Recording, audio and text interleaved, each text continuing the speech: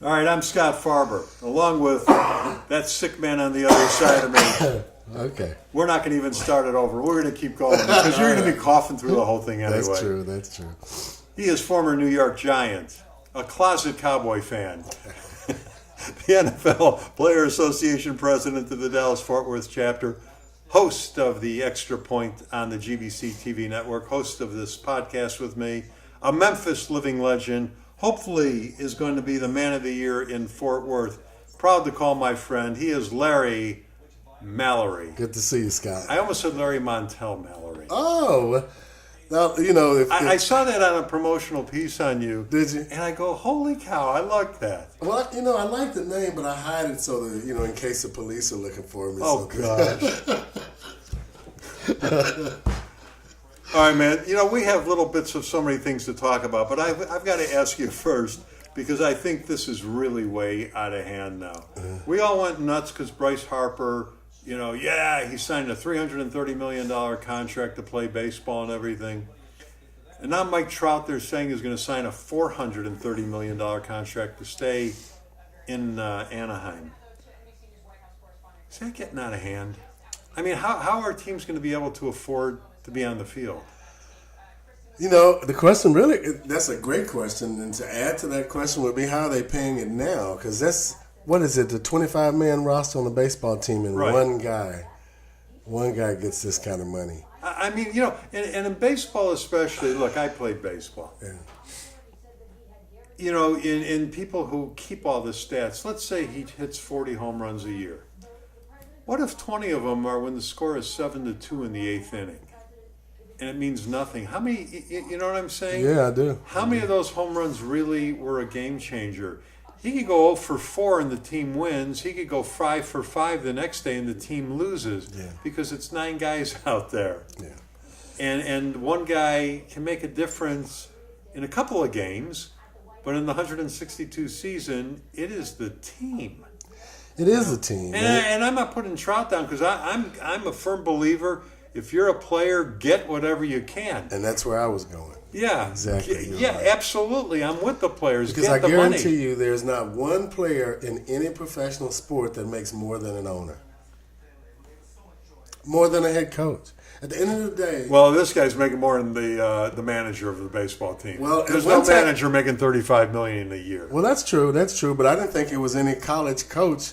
Yeah. I thought that $11 million was a lot, and now that we found out what's been happening with the colleges, coach has been getting more than $11 million. So yeah, that's right. It's just on the side. It's just on the side, But you're right. As a player and as an athlete, and you're an athlete, as a player and an athlete, we want the players to get whatever you can get. Absolutely. Okay. But at what point do the owners go, we can't do this anymore? Well, when does it start to hurt the game? That's a perspective. I think that professional sport at some point in terms of salaries for their employees, there might become a grouped union at some point. Right. You got some guys that are playing a sport and they play 16 games and it can affect them for the rest of their lives in terms of, the trauma to their body. Right. You get another guy that's playing 162 games and he gets $40 million plus dollars. Right. If you ask that football player, which would you really prefer? Right. I guarantee you he'd go play baseball or right. basketball because it was about the money. So we want them to get whatever we can get. From a baseball perspective, it is amazing to me how the sport is not, it's America's sport, it's one of America's sports, but we're now in such an aggressive mode. They have to up the game in some kind of way. They got to make it more interesting. Because that 162 games, not a lot of people watch them. They wait until, in basketball and baseball actually, they wait until the championships or the All-Star game or the end of the season. Yeah. But in terms of salaries, I don't know if I can, I would have loved to have made that much money, but I cannot, without a doubt, push back on any athlete that makes any amount of money. No. I'm glad, if the athlete can get it. Yeah. But at what point does it get to be disruptive to the game or to a team? I mean,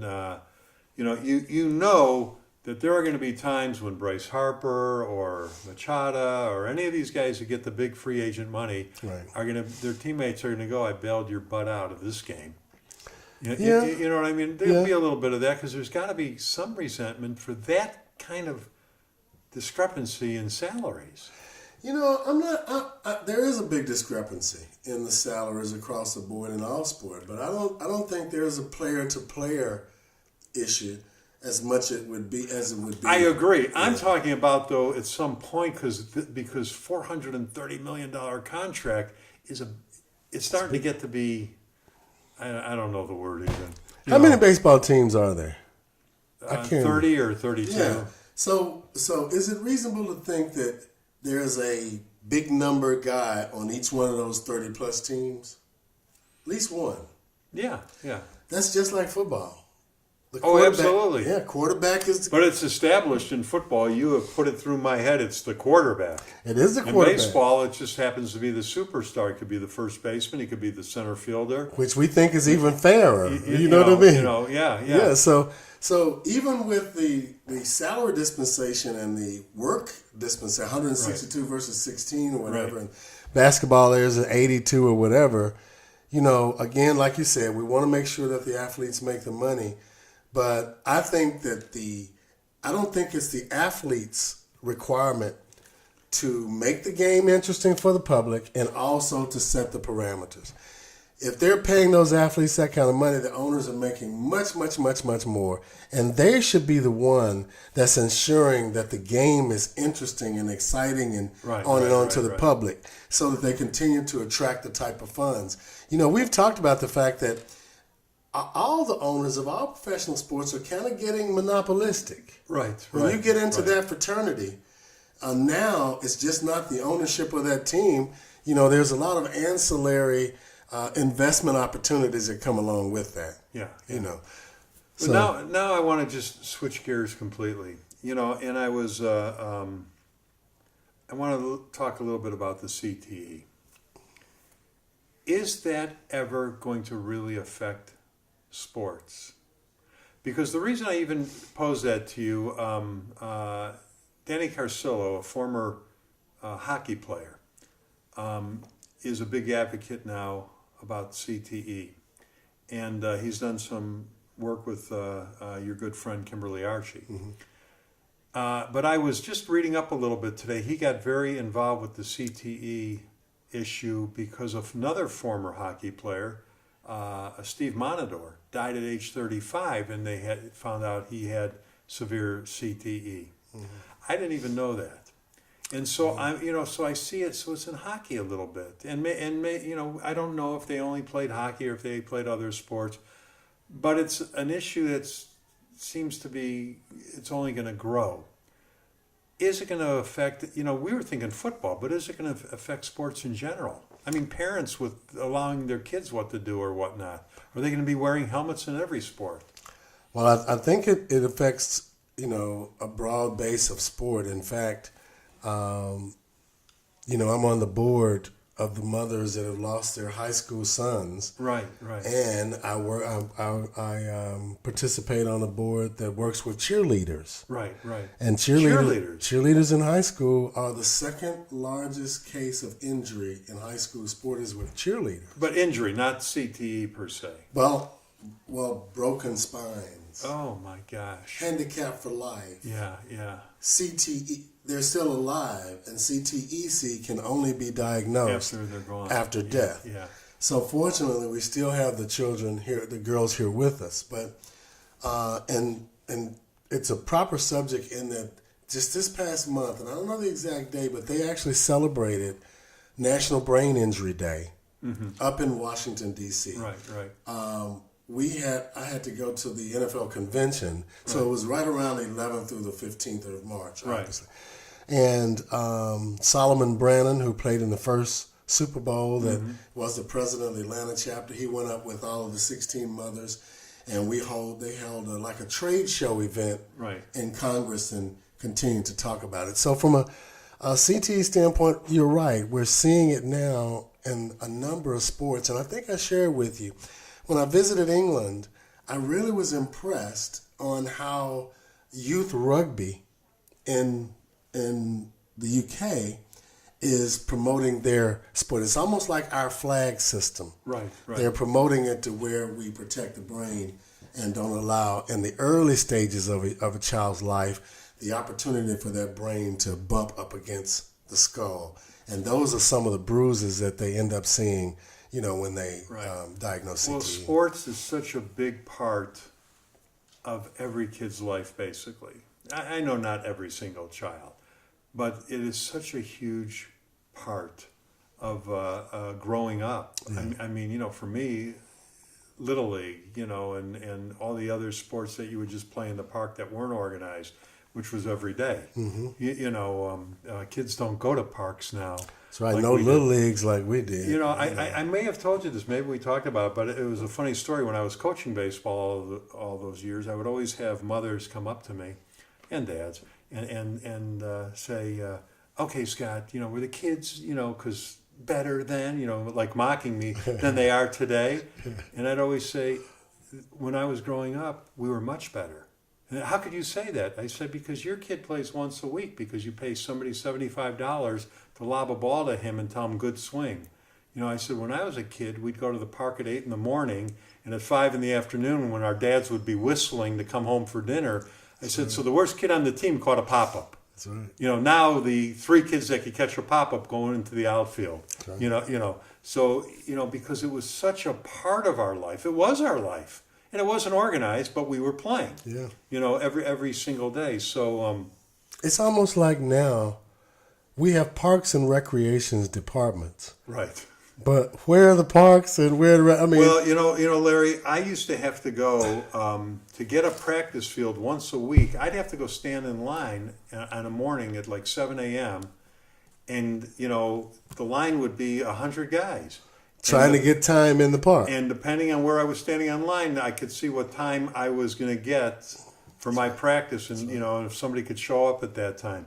I mean, it's really difficult now, and that's the thing why parents pay money for somebody to be coached once a week. And I mean, I don't think a kid at 8, 9, 10 years old needs to be coached. They need to be a kid playing.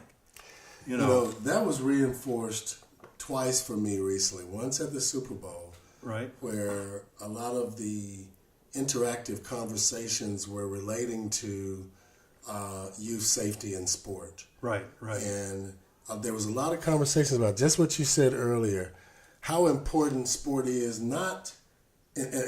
how important sport is in young people's lives, not for the purpose of making a professional athlete, but for the purpose of understanding goal orientation and setting standards and achieving and those kinds of the social aspect of it. Exactly. And so that really was highlighted at the Super Bowl, which I liked, but I even liked it more at the NFL convention that I just left. Yeah.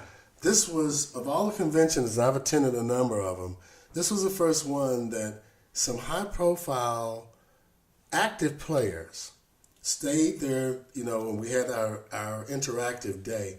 I was so impressed with how they articulated both former and active player conditions, how they talked about youth and safety in sport and what the next things that will be going on that they want to talk about on the upcoming CBA. I mean, I had Richard Sherman, Adam Vinatieri, Andrew Luck, Doug Baldwin. Mm-hmm. These young men impressed me so much in terms of what I think the future of sport will be. If it's in the hands of the active players leadership that I saw, it's going to be in some pretty good hands. Yeah, they're going to be advocates for sports safety and helping youth. Well, you just hope we could make it safer because you just want the kids out there playing. And boy, do we need some parks. You don't have to, I mean, just going back to that for a minute, not only when you reserve the park, that means the kids from the neighborhood that are out there playing, they have to get off. That's right. Because we reserve the park. I mean, when I was a kid growing up, I couldn't wait when it was winter in Chicago because the fire department would come out and put up a board and then stand there with the hose, and we'd play hockey all winter. Wow. They would make a rink for us, and they did it at a lot of parks. I grew up right across the street from the playground. Yeah, me too. You know, and ended up becoming a park director. I would sit on the steps early waiting on my older brother, to come to get me at 7 in the morning, getting ready to go. So right. It really, not only does it help you interactively with other people, it helps you physically. Right. Oh, of course. You know, you get in much better shape. You know. And you know, I shared with you, we heard there was a company that went into some of the elementary schools in Jacksonville, Florida, and found that like 70% of the kids in elementary school, if they hadn't been tested, would have had a heart attack by 20. Oh. Because of the food that's in the neighborhoods and all of those kinds of things. So, you know, playgrounds and what you're talking about, the youth sports and safety, that's so important. All right, let me again, we're just doing a little hodgepodge today. Odell Beckham Jr. to Cleveland with Baker Mayfield. Good for the Giants, good for Cleveland. You know, Odell Beckham Jr. is good. A dynamic personality. Right, he's pretty good too. He is very good. I mean, you don't get. He was the second highest paid player on the Giants, next to the quarterback. It's all about the money for Larry. There you go. And now he's about to go to another team where I think his talent is unquestioned. I think that I hope that the next stage of his career in Cleveland will be about his leadership. Because when people perform like he does, they say the difference in a professional and an amateur is consistency. And he's a consistent performer. And now he has a younger, millennial kind of quarterback that can have an impact on him. So I'm really interested in seeing how this relationship could go, because I believe that it could completely turn Odell's perspective around as it relates to older, athletes. But now let me ask you too, though, does it help him leaving New York, because it's difficult to be in New York? You are under so much scrutiny there. Well, see, you are under scrutiny in New York, but you're also in one of the most opportunistic places in the world. Absolutely. Yeah, so but I don't know if people really want to leave New York. No, I understand that too. He might not have wanted to necessarily leave, and maybe he did, but I'm saying that, is this a better place for him to be now? I mean, his opportunity, he's going to get his endorsements anyway, especially if things go well. They don't have the things at night to do in Cleveland that they have in New York. Picking on Cleveland now, aren't you? Mr. New York Giants. Well, we used to call Cleveland, and I love Cleveland, I love the Browns and everything. I love Jim Brown, but we used to call them a mistake on the lake. Yeah. But when you leave, I mean, New York City, to play a sport in New York City never really closes. There's always options of somewhere to go. Yeah. They roll the sidewalks probably up a little bit in Cleveland. Yeah. Well, there's I always say there's only one New York, Chicago, and L.A. for that type of life. Yeah. And that'll be the only effect. He has enough. In a capitalistic country, it's about capital. He has enough capital to create his own environments wherever he goes. And he will. He will. Yeah, that's right. But I think now too, there's an opportunity to really, really excel on the football field. I think Cleveland is up and coming. And this will just help Baker Mayfield, I think, be a better quarterback, because he's got Odell, catching everything with one hand. No, and Scott, you're right on point. And that's why I think that if Odell comes with the same type of attitude, aggressive attitude on the sideline, now you got a millennial and a young guy doing the same thing. Yeah. I'm thinking that he can mentor Baker. Yeah. I'm thinking that he's been in the league long enough. He's financially secure. He's overly talented, and people have a perspective of his blondness. Right. And so now he's about to go in an environment where I think he's already capitalistically okay. Right. I think his leadership role will kick out and he'll be okay. All right. Le'Veon Bell ends that strange relationship and goes to the New York Jets. And I don't know if his contract was for any more money than he could have had. Is that situation going to work out now for everybody? I know you're going to tell me Pittsburgh's going to have another Greyhound bus coming in. Yeah, that's true. That's true. They had one when Le'Veon was gone last year. The young man had a nice year. Yeah. Le'Veon is obviously an excellent athlete. he made a decision that honestly he was able to maintain and live up to. Right, He didn't break down, and the league didn't break down. And then he goes to New York. Yeah. There we are. New York City, for me, even as not a superstar athlete, New York City, if you leverage it. Again, I'm going to stop you. You're a superstar athlete if you make it to the NFL. Well, that's true. That's true. Okay. And honestly, even the superstar athletes feel like they're in a more of a superstar if they're in Chicago, New York, or LA. Right. You know what I mean? It's just those cities are alive, vibrant, and love their sports. And that's true. And so they love their athletes. That's true. That's true. Type thing. All right. Kyler Murray. We talked about him already in past shows and whatnot, but the draft is coming up. Is he going to go high or is he going to be moved down? Is his decision to give up baseball for football going to work out for him in this draft? Both of us, I'll probably come over here and watch that with you. Come on. I'm confused about Kyler Murray. His father had a baseball career, right? Right. And, you've heard if you just rewind this, you've heard our perspective on longevity in professional sport. Kyler is not a big kid. He's not a big guy. And one of the things now, even Baker Mayfield is taller than Kyler, and there's a concern about him being able to get the ball over.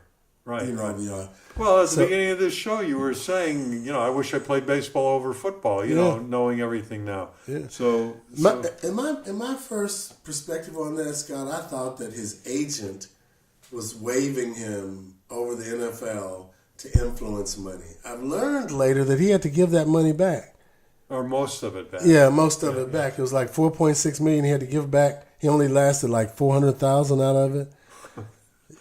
What a shame. What a shame, But at the end of the day, I think that he should be a baseball player. I like to see, and if he doesn't, because he's a Heisman Trophy winner, he is going to go high. Yeah. He's not going to make what he Now, why didn't you try to play pro baseball? That's interesting. That's a family kind of story. I was actually, my scholarship was more for baseball than football. And but I was a quarterback in high school and a defensive player. But baseball was my better sport. I was in the St. Louis Cardinals camp when I was like 12, 13. And they were mentoring me in the leagues. But it got to a point when the scholarship offer came, Joe Gilliam was the quarterback at Tennessee State. And I'm a freshman coming out of high school, so I wanted to play. So I had to go to defense and play defensive back. Not knowing that if you play defense at Tennessee State, you have to work out all year. You can't go and play baseball. But if you played offense, like Kelly and some of my friends, after football season, then they could go and play baseball, but I couldn't. So that got me away from baseball. Why defense can't play baseball, offense can? Because the defense worked out all year. The offense didn't have to work out all year? Why is that? Well, because they went to play baseball. That's one reason I guess. But our defense was pretty dominant. People didn't score on us, and a lot of the professional players that we had primarily a lot of them came off the defensive side. Now, what did you play in baseball? First base, third base, shortstop, second base, and pitcher. All at the same time? No, whenever they needed me. Okay. They would always put me on first starting off. Then I'd pitch sometimes. But then if anything happened to any of the other guys, they had another guy that was slower they put on first, and they put me in the other positions. Did you have a good move to first base? I thought I had a pretty good move. I played in a little league baseball group that from like 7 to 16. See, one of the things that I taught the kids was how to pick runners off. We used to pick everybody off of first base with a. How? What did you do? Well, what did you teach them? I taught on certain levels things work. This is like when they're about 15. I taught them to do the same thing all the time, where they just stand over the rubber, and these kids are going to walk off the base, and then you toe the rubber, and then they're going to walk off a little bit further. So I just got them to get how the runners walk off the base, and they changed the routine where they do a count in their head because the kids do the same thing over and over, getting off the base. And as soon as I had them walking off the base, I have them turn and fire. So we would catch kid after kid after kid all the time. It was a lot of fun. And you couldn't see if their foot was on the rubber or not because you were right. I had them straddling it, so they could throw it however they wanted to. So I taught them just to wing it and stuff. I had one kid. And his father was going nuts because his kid couldn't get it. Because I'd give a signal and they would just start a count off of my signal because those kids would do the exact same routine off the base. And most of the time the routine was to walk off while they're talking to the first base coach. So this one kid was just having so much trouble with the count and getting the timing down. His father was coming down screaming at me. And then while his father is rushing and screaming at me, the kid picked the guy off and he goes, "Oh, well, maybe you got a point." That's cool. But yeah. That's cool. My mother, one time we were in the summer, we go back to Jackson and for this particular, I was in the 11th grade and I had worked out the whole year. I was ready, right? And every year they gave out 7 trophies, most home runs, highest batting average. And this year I wanted all 7 of them.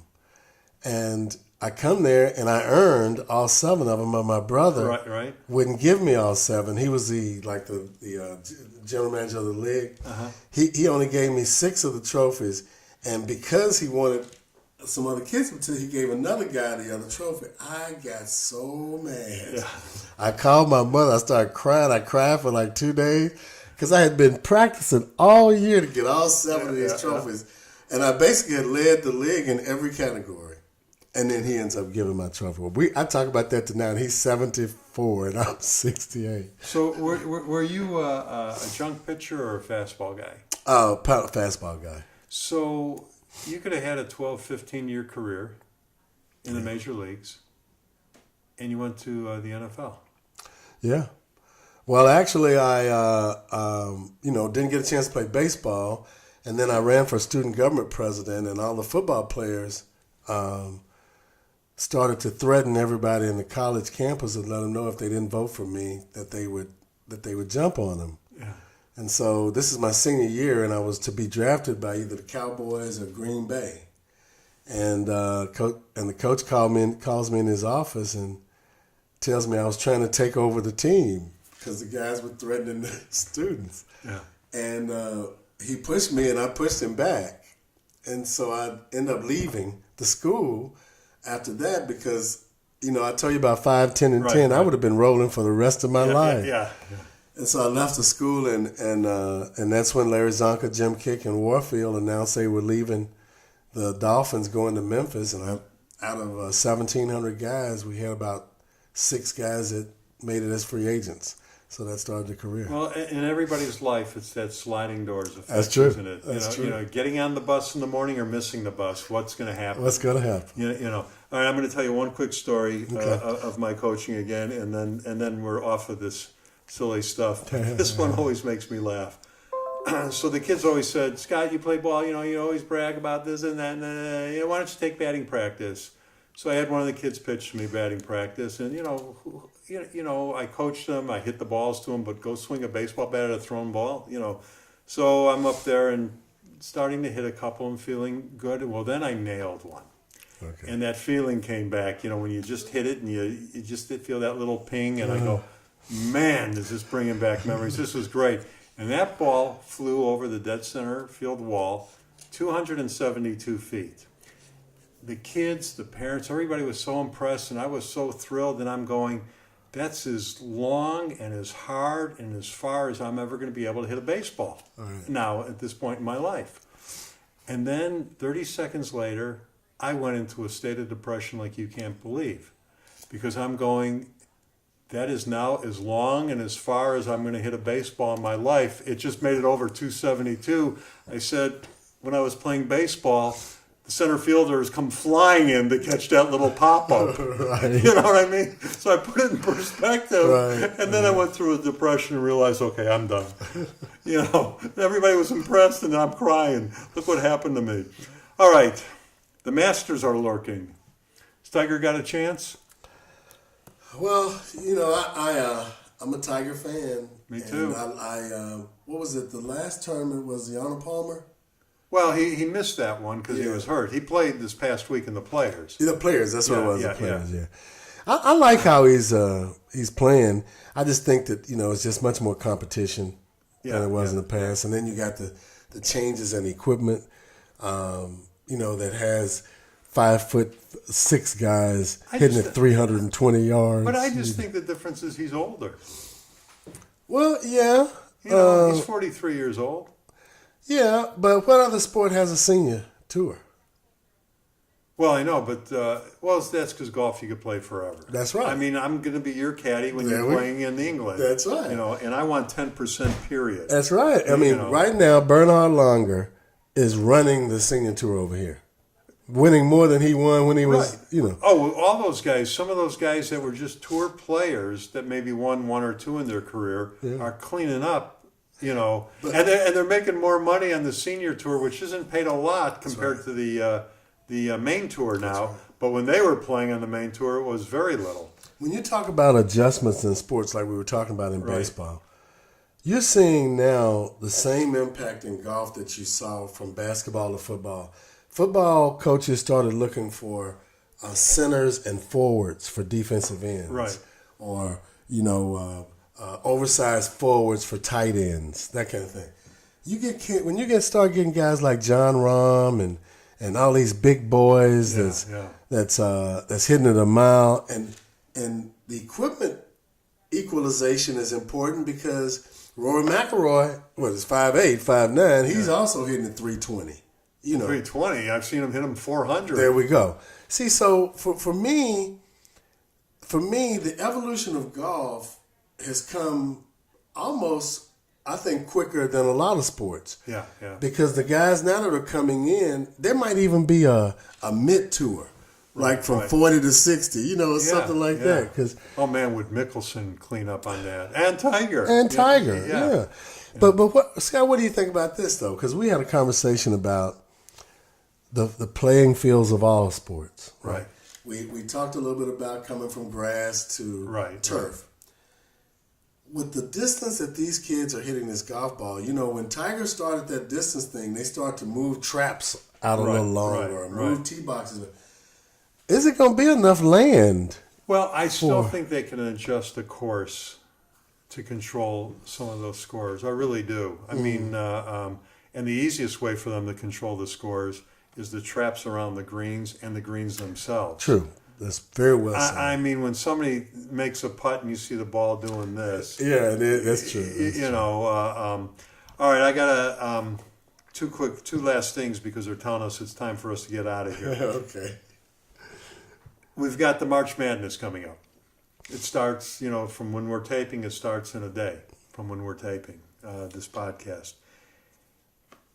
It amazes me how interested people get in college basketball for these 2 or 3 weeks of March Madness, but during the year, who's following outside of Peoria, Illinois? Bradley. Yeah.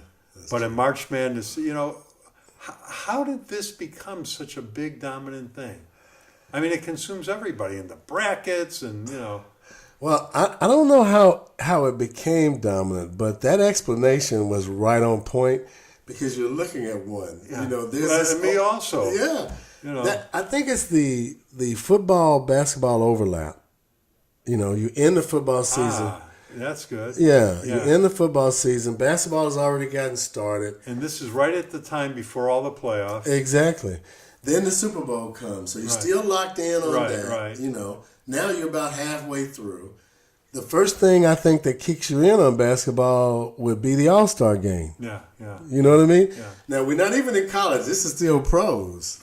College doesn't even have an All-Star game. So we're disconnected with the NCAA unless there's some dominant team, that's something in O and the press is about it.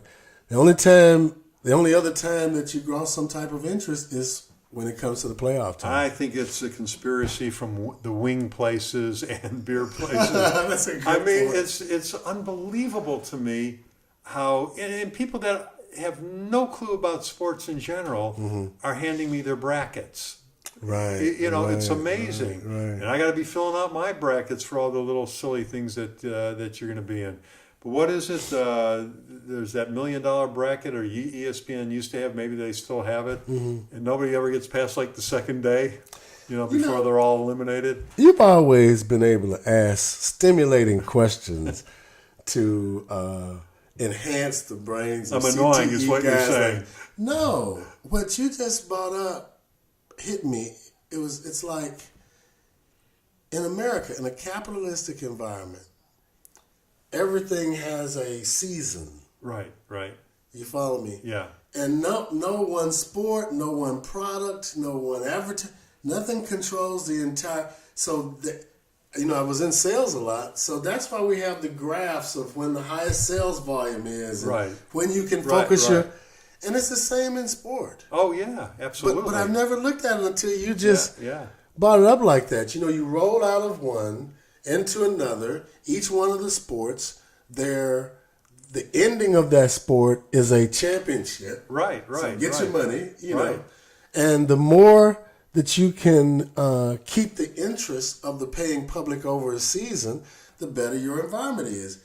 And that shows with baseball, because now baseball is attempting to draw some more excitement into the 100-plus games. Right. Even basketball in the early days. Yeah. But football, because it's only a few games, right, and there's a lot of injury and hitting and stuff, that really keeps people's attention, doesn't it? Hey, let me tell you something. I'll never forget this. The World Series, the Texas Rangers going to their very first World Series. And I'm driving in my car and I got sports radio on. And the local Dallas station, 2 hours before the first pitch of the World Series, what were they talking about? Tony Romo. I knew it was something related to football. I just couldn't get the test. Okay. I mean, it just blew me away. Wow. All right, final thing. I just want your opinion of this, your thoughts on this. And this just came to me out of nowhere. I'm speaking this weekend at a high school on World War II. So to put my speech together, I was looking through the gbctv.net website. An absolutely fantastic website. Yes, and I'm looking through some of the stories of the guys we've interviewed over the years that were in World War II.